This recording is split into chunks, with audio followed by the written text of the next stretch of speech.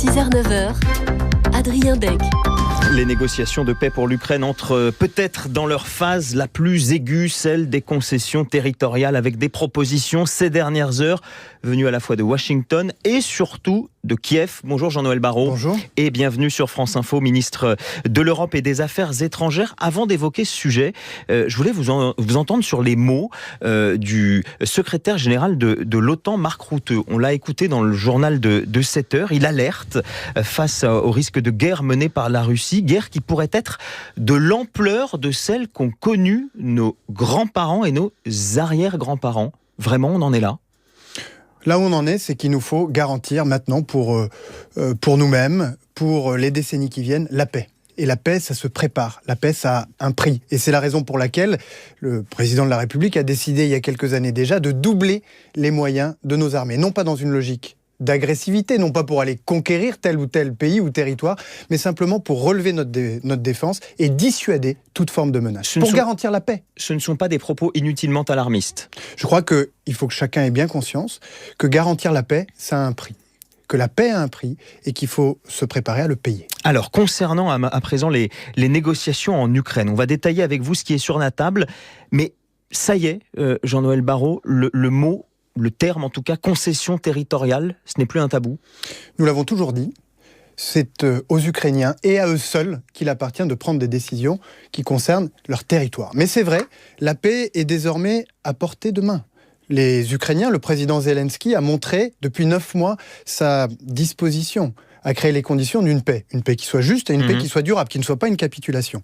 C'est maintenant à Vladimir Poutine de faire le dernier pas et de mettre fin à cette guerre impérialiste et coloniale. Alors les concessions justement et le pas que vous avez évoqué côté ukrainien, l'idée d'une zone démilitarisée dans le Donbass évoquée ces dernières heures, on écoute là-dessus les explications d'Éric Biegala, on se retrouve juste après. C'est l'un des principaux négociateurs de la partie ukrainienne, Mikhailo Podolyak, qui le confirmait hier soir à nos confrères du journal Le Monde.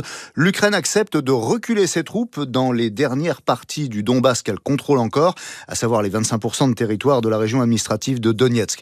Récupérer à tout prix la totalité de cette oblast de Donetsk, c'est l'un des buts de guerre déclarés de Vladimir Poutine. Mais, et Mikhailo Podolyak le précise explicitement dans son échange avec Le Monde, si l'Ukraine accepte de reculer ses troupes dans le Donbass, c'est à 2 conditions. Premièrement, que les Russes fassent de même sur ce front-là. Et deuxièmement, que la zone ainsi libérée par les 2 armées soit contrôlée par une mission de surveillance et un contingent étranger, idéalement un contingent américain, suggère Podolyak. Le principe d'une pareille zone tampon entre Russes et Ukrainiens avait pareillement été établi après la première guerre du Donbass, lors des accords de Minsk en 2014-2015, mais aucune force internationale n'avait été mandatée pour s'interposer entre les 2 armées. Et en 2022, les Russes repartaient à l'attaque, notamment du Donbass. Donc, Jean-Noël Barrot, un Donbass coupé en 2, une zone démilitarisée au milieu pour schématiser. Est-ce que c'est la seule solution pour que l'Ukraine n'ait pas à abandonner complètement cette région aux Russes ? Non, je vous le redis. Les territoires, c'est une question qui appartient aux Ukrainiens et à eux seuls. Les Européens, quant à eux, se concentrent sur leur manière, la façon dont ils peuvent contribuer à ce qu'une paix soit durable. Pardon, c'est quand même un peu de la langue de bois, parce qu'il y a un côté prime à l'agresseur, d'une certaine façon. Pas du tout. C'est aux Ukrainiens qu'appartient l'Ukraine. Les Européens, eux, peuvent contribuer de manière décisive, s'ils le souhaitent, à ce que cette paix, si nous y parvenons, soit durable. Et c'est l'objectif de cette réunion de ce qu'on appelle la coalition des volontaires, qui s'est réunie une nouvelle fois hier, sous présidence française et britannique, pour rassembler les capacités militaires qui seront nécessaires pour régénérer l'armée ukrainienne, d'une part, une fois le cessez-le-feu intervenu, et d'autre part, pour installer en Ukraine des capacités militaires qui dissuaderont... Donc les garanties de sécurité. C'est ce qu'on appelle les garanties de sécurité, qui dissuaderont durablement la Russie d'agresser à nouveau l'Ukraine. Là où ça nous concerne plus directement, sur cette possible zone démilitarisée, ce serait là, et c'est ce que dit le négociateur ukrainien, ce serait là que seraient déployés potentiellement donc des soldats, lui en tout cas, et les Ukrainiens espèrent des soldats américains. Est-ce que on pourrait imaginer des soldats français donc dans cette zone du Donbass, dans cette zone démilitarisée, pour garantir une forme de cessez-le-feu ? Les travaux qui ont été menés par cette coalition sont totalement inédits à l'échelle de l'histoire récente de l'Europe, peut-être à l'échelle de 7 ou 8 décennies, puisque pour la première fois, les chefs militaires de plus de 30 pays de l'Europe, de l'Amérique du Nord et de l'Asie se sont rassemblés pour planifier sur le plan militaire, la régénération de l'armée ukrainienne et l'installation de capacités dissuasives. Cette planification est en train d'être finalisée et elle sera disponible pour que, dès le cessez-le-feu intervenant, aucune nouvelle agression ne puisse être tolérée. Je n'ai pas complètement compris votre réponse. Ça veut dire que pour l'instant, la France ne peut pas se prononcer sur le fait de savoir si, oui ou non, potentiellement, des soldats français pourraient être amenés si cette zone devait être contrôlée, entre guillemets, par... En effet, vous m'avez mal compris. Ce que je vous dis, c'est que la France, pour la première fois dans l'histoire européenne depuis 8 décennies, hors de l'OTAN, bien qu'en coordination avec l'OTAN, a présidé à une planification militaire pour apporter des garanties de sécurité à l'échelle de l'Ukraine en y installant des capacités militaires. On vient d'évoquer quand même ce qui serait une concession majeure, et je vous repose la question peut-être un petit peu différemment. Est-ce que quand même ce n'est pas cette concession ukrainienne inciter le Kremlin à avoir encore d'autres exigences et peut-être encore d'autres objectifs ? Ce que nous voulons, c'est la sécurité pour l'Europe et les Européens. C'est d'ailleurs l'objectif de la décision que nous prenons aujourd'hui, qui est une décision majeure qui va sans doute infléchir le cours de cette guerre et accélérer la paix.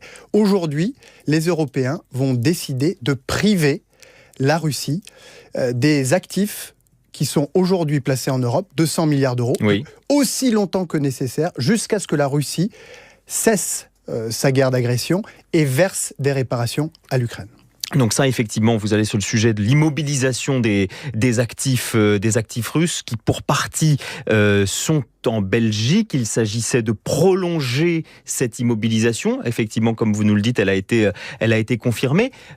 Il y a une différence entre les immobiliser et pouvoir les utiliser. Aujourd'hui, la Belgique bloque sur ce sujet. Ce sera au cœur d'un sommet européen la semaine prochaine. Est-ce qu'aujourd'hui, vous avez des indications sur le fait que les Belges pourraient finir par accepter un usage de ces fonds bloqués ? D'abord, la décision d'aujourd'hui est majeure. Pourquoi ? Eh bien, parce qu'au début de la guerre, ces actifs, 200 milliards d'euros, appartenant à la Russie, nous les avons immobilisés pour une durée de 6 mois, renouvelable tous les 6 mois, à condition que tous les 27 pays européens soient d'accord.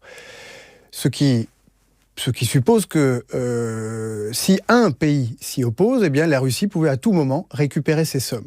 Or, on a bien vu ces dernières semaines que d'autres que les Européens étaient tentés de décider à notre place du sort, de la destination. Vous pensez aux Américains, Donald Trump qui a évoqué le fait d'utiliser ces avoirs pour des investissements qui profiteraient aussi aux entreprises américaines. Et parce que les Européens ne veulent laisser personne décider à leur place, parce que c'est de la sécurité de l'Europe et des Européens qu'il est question, eh bien nous avons décidé de bloquer ces sommes aussi longtemps que nécessaire. Et à partir de là, beaucoup de choses sont envisageables, y compris la constitution d'un paquet de financement qui est en train d'être discuté intensément à Bruxelles, qui pourrait aboutir à la fin de la semaine prochaine pour mettre l'Ukraine à l'abri de toute difficulté pendant au moins 2 ans, si toutefois la guerre devait se poursuivre. 2 choses intéressantes dans ce que vous nous dites, Jean-Noël Barrot. D'abord, effectivement, donc que les Américains, on le comprend, même si ça fait partie des discussions, en tout cas c'est leur souhait, ne pourront pas toucher à ces avoirs. Personne ne pourra y toucher. Voilà, et donc que vous espérez encore pouvoir convaincre la Belgique de bouger. Est-ce que vous avez des leviers pour cela ?